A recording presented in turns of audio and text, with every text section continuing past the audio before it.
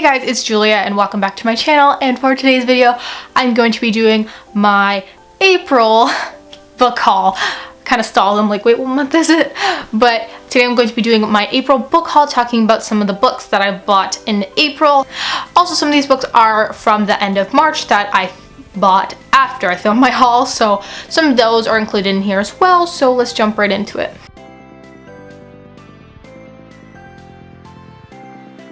First up, I have Moby Dick by Herman Melville, and this is obviously, you know, the classic with the whales and the dude. That's all I know. That makes me sound really uneducated, but anyways, I have been picking up the Penguin English Library editions because I've been like collecting them, and even if I don't get around to the classics right away, I know I'll read them eventually because, you know, they're classics. I want to get around to them. But Moby Dick is like one of the most, like the second most intimidating classic on my shelf because, you know, Les Mis beats everything else. But yeah, it's big, 650 pages, and it's supposed to be really dense, but I'm looking forward to getting to it when I do. Next up, I have Hannibal by Thomas Harris. This is the third book in the Hannibal Lecter series.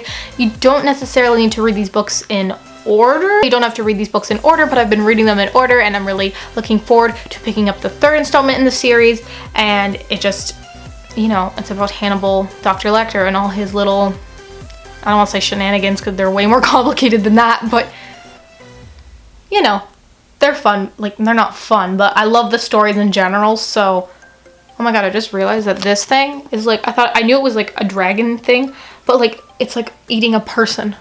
Huh? Okay.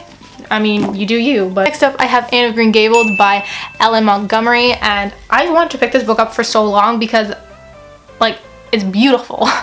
And just people on my like relatives and stuff have told me that I should read this book, and it's like a children's classic. Like, come on, I want to be able to say I've read Anne of Green Gables, and I've heard really good things, especially about the first book. I know there's the entire series, but I've heard really great things about the first book, and this edition is like, it makes me drool. Not drool, but you know, it's beautiful, and it's pretty.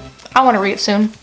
And the next book I have here is Dreamology by Lucy Keating. I'm really unsure about that. I think it's a really interesting book. It's like, I made him up, at least that's what I've always told myself, the combination of all my childhood adorations in one perfect guy. The trouble is I was wrong because standing in my doorway of the classroom looking directly at me is Max, my Max of my dreams, my Max who does not exist.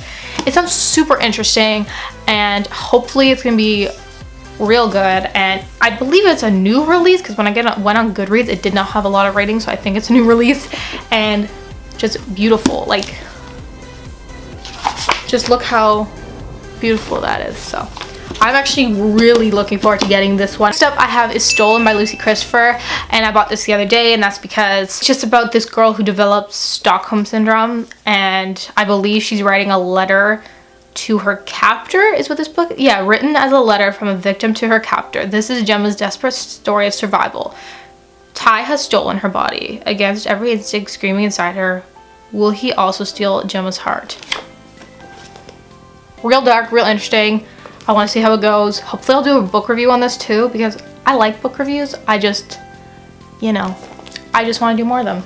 The next book I picked up was Captive Prince by C.S. Pacat, and this is adult fantasy erotica, and basically it's about this one prince who's sold to the prince of the other kingdom and is sold to be a sex slave to the other prince. Basically it's about the romance between the two princes and everything that goes on with them, and that's about my wrap up for April, so check that out if you're interested in my overall thoughts on it. But yes, the next book I picked up was The Virgin Suicides by Jeffrey Eugenides, and this book is about the Lisbon girls, and it's about the five Lisbon daughters who all commit suicide, and it's about these guys living like across the street that kind of just watch them and kind of not fantasize a little bit, and they just kind of think about them all the time and try to put the pieces together, and they're like so absorbed by what goes on in their lives. So really interesting. I read this one as well in April, so check out my review if you're interested.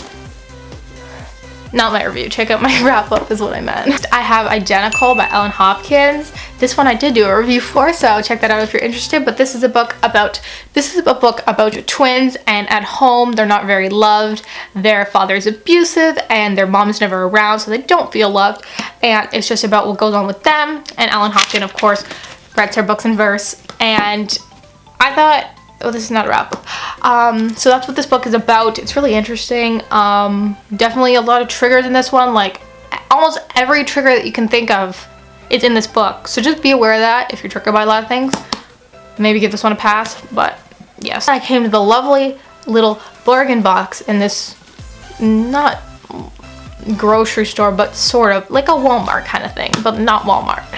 And so I went to this bargain bin. Usually I don't find anything, but then I see this baby sitting there and I'm like,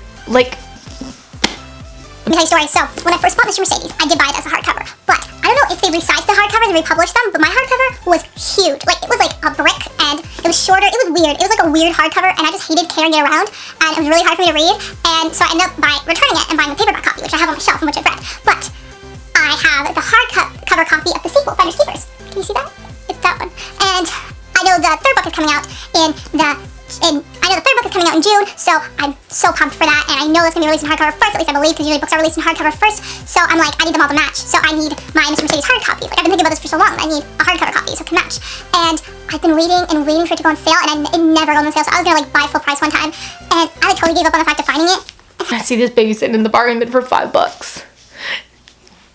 Like that is the pure joy. Like, you know what I mean? I'm like, I was so happy to see this sitting there. So happy. Also sitting there, I saw Night Film by Marisha Pessl. This was on sale for $5. Like, are you kidding me? This book is 28 bucks. You think I'm not gonna buy it? And I've heard so many good things about it.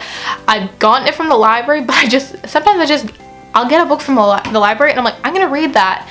And then it sits there for a day. I'm like, I'm not gonna read it. I'm just gonna take it back to the library so someone else can read it.